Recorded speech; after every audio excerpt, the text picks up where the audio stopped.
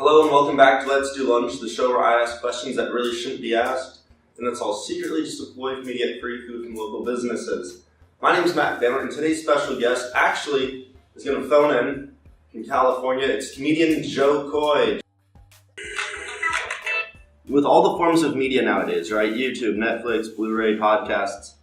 What to you makes live comedy so special? I mean, you get the raw element of the audience and, that moment that especially when I get on stage, and there's so much improvising that's going on and ad-libbing and, it just kind of makes that live performance even more special because it can only happen in that town. You know what I mean? You watch something on Netflix, you're like, okay, that's something that he did somewhere else, and, that it was funny, but when you see me come to your town and I'm making fun of certain things that happen in your town and only you guys can know about, it kind of makes it that much more special. So that's why I love live performance. You really don't know what's going to happen. Absolutely. If you had to watch your dream stand-up show, and you could choose any 3 acts, living, dead, whatever, what would the 3 acts on that show be? As of right now, I already saw Eddie Murphy live when I was 15, but I still would love to see him again hit that stage, you know what I mean, after 30 years. Oh, yeah. I'd love to see him hit it one more time. And then, I got to share the stage with Robin Williams, man, but wow. I would love to see him do a full hour. He only did 10 minutes in front of me. Really? Yeah, that was special, man. That was at the Laugh Factory, so I would love to see that again. I would love to see a full hour live, And one last one would be, oh man, it's a tough one. Hey, no lie, man, I would really love, because me and my sister, when we were growing up, we used to love watching those Bob Hope specials, and I would love to just take it way, way back and just see how those guys really worked the stage back then. Really? Bob Hope. Yeah, Bob Hope would be just the master of ceremony, you know what I mean? Yeah. That guy that could just go up and just croon and take over. It doesn't matter what act went up before him or after, he was still the star of the show. I would love to see that. You talk about improv, you talk about Robin Williams. I mean, I feel like he was just the king of improv, crazy energy. Yeah, he was amazing, man. One thing I love about stand-up is, that vulnerability, you know what I mean? That, absolutely. Put yourself out there. Like, it's so crazy to open your mouth. I literally go up there and just open my mouth, and whatever word comes out, whether it be me asking, if it's me asking the name of a person to where's a good place to eat, like, I'm literally in a position where I have to make this funny right now. You know what I mean? Yeah, there's no way around it. Yeah, like 30 seconds to a minute of just dead time that's an eternity when you're doing stand-up. Absolutely. That's that vulnerability. That's that improv. You got to sharpen that skill and be good at it, or just don't do it at all. And that's that challenge that I love the most. And seeing somebody like Robin Williams and you see these guys that can just go up there and rip off the cuff, man. That's what I love to do. That's that skill set that God bless us with. Got to sharpen that tool, dude. Absolutely.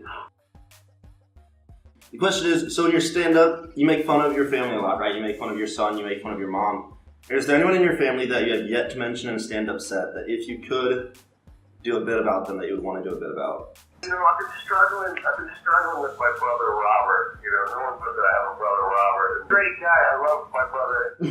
It's just he suffers from mental illness, and there's stories there that when we were kids, there's a lot of fun stories to talk about. It's just how do I bring it to real? You know what I mean? Like, how do I make that situation funny? I mean, I love to talk about it. Yeah. I like to get people aware about it, but I also have the responsibility to make it funny still. You know what I mean? And that's what I'm struggling on, because I really do want to talk about my brother. And I really do want to talk about my dad. It's hard, when your dad wasn't part of your life. Yeah. My mom and dad. I really don't have anything to talk about. You know what I mean? All I have are my mom's stories. So those are the ones I'm struggling on the most. But I'll find a way. I've been dibbling and dabbling here and there trying to figure it out. But it is, that's the thing about stand-up, man. It's that process of elimination, man. It's bombing as much as you can to get to that good shit, you know? Yeah, well, I mean, that's what's so raw and authentic is talking about, personal family, because although, a lot of times talk about your famous Vic set, right? People look at that and they're like, yeah, that's happened to me, but your individual, well, it's genuine and sincere, I think, is what makes that so great. Yeah, man. People love to relate, man. I mean, that's just my personal feel, because when I was growing up and, I was so in love with stand-up when I was like 10 or 11. Yeah. I mean, I could stop watching stand-up. I didn't care if you had a puppet. I didn't care if you were smashing watermelons. I didn't care if you were, political. I didn't care what style of comedy you were doing. I was in love with the fact that there's a person on stage making people laugh. That art form was just so amazing to me. And the one genre, the one style that I really took a hold of was the storyteller. Like I love when Louis Anderson talked about his mom and his brother. Oh, Anderson's the greatest. I just love the stories. I love the relatable stories. You have a famous set on YouTube, a video on YouTube with 3.6 million views, titled Rice is Rice. And clearly, you watched the set before, you know that rice is not rice. But if you had to choose between steamed rice, fried rice, and sticky rice, which one would it be? Steamed rice. Steamed rice, the OG? Yeah, OG. Yeah, man. There's only one rice, baby. You have a famous bit now that, well, it's very recent actually. You talk about the Tonight Show. You did a bit about flossing. What is your opinion on floss picks as a new resident floss expert? Disgusting. You're just smearing old crap onto the next tooth. It's like you gotta have new floss, man. Everyone knows that. That's why you get 500 yards of floss in that little floss container. So you can waste each piece of floss on each tooth. Fix your teeth. That's fantastic. Okay. Yeah, you're very passionate about that. I love that. Yeah, man. There's a reason why my teeth are white. I also paid for the fourth one. But I mean, How did you get your start in comedy? What was the first ever mic you remember doing, and how old were you when you did your first ever stand-up mic? I was 18 and I joined a stand-up comedy competition at the Tropicana Hotel. It was in March. The competition was during March, and the winner of the biggest pool competition got to do a 5 or 10 minute set during a real show on April Fool's Day, and that's why they call it the biggest pool. And I lost the first round. I felt so bad. It was so, it was. How cocky. Was that your first set was in a contest? Yeah, it was my first set ever to be on stage. Still remember it. I still remember everything. I still remember what the stage looks like. Wow, that's awesome. Your opener for a portion of this tour, if not the whole tour, I'm not 100% on this, is Andy Lopez, Ames native, or Ames alum, Iowa State alum. Andrew Lopez, my bad, Andrew Lopez. Yeah, he's funny. He's a funny kid. How'd you meet him? How'd you meet Andrew Lopez? I was eating at a restaurant, and people were taking pictures with me. And he waited till everyone was done, and he waited till I was done eating. And then he walked up to me and he was like, "Look, I gotta take this picture. I'm from Iowa, and I'm Filipino, and he goes, you were like my blah blah blah, and you're the reason why I got into comedy. And when I first started doing stand up, I was doing your jokes, and I just thought that was really cool for him to say all this stuff to me. And we got to talking, and I come to find out he's killing it out here in Hollywood. He's been writing and produced on some movies, like big movies. Yeah. He's got a great little bio going and doing work for Comedy Central. And yeah. We just hit it off right away. When you hit it off with somebody when you start talking and that chemistry's just right. You know what I mean? The conversation. Absolutely. Yeah, you're not faking it. So I was just like, I'll give this kid a shot, man. I got the stage. It's always packed. Come on up. It's a great place to work out, and our relationship has grown ever since. Wow, that's super cool. That's such a wholesome story to hear. No, thank you, man. Yeah, he's a great guy, man. He really is, and he's excited to come home, man.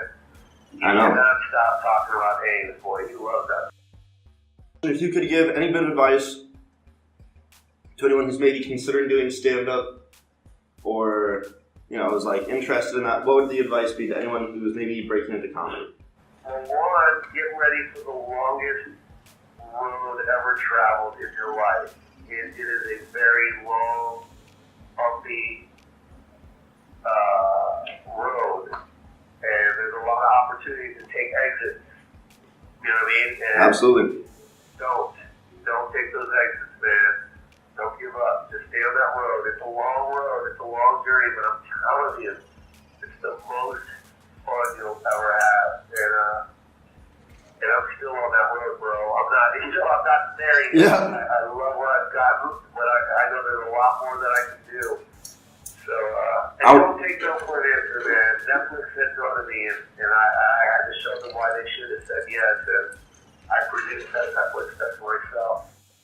The money was out of my pocket, man. That's awesome. For that thing 100%, and then I sold it to them, and they bought it from me, so I could have sat there and just let them say no to me, and I could have went and cried in the corner and wondered why Netflix wouldn't give me a special, or you can go produce it yourself and pay for it yourself and cut it up yourself and then hand it to them and go, hey, look, just look at it one more time and say yes, and that's what happened. So make shit happen, man. You know what I mean?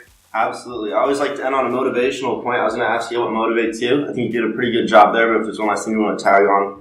Dude, it's just, keep your circle tight, man. You know what I mean? All that, when you have anchors in your crew, and what I mean by anchor is that guy or that girl that just keeps weighing you down, takes your energy, doesn't move you forward, isn't a forward thinker, isn't a dream seeker. You know what I mean? You need people that are at your level or at least above.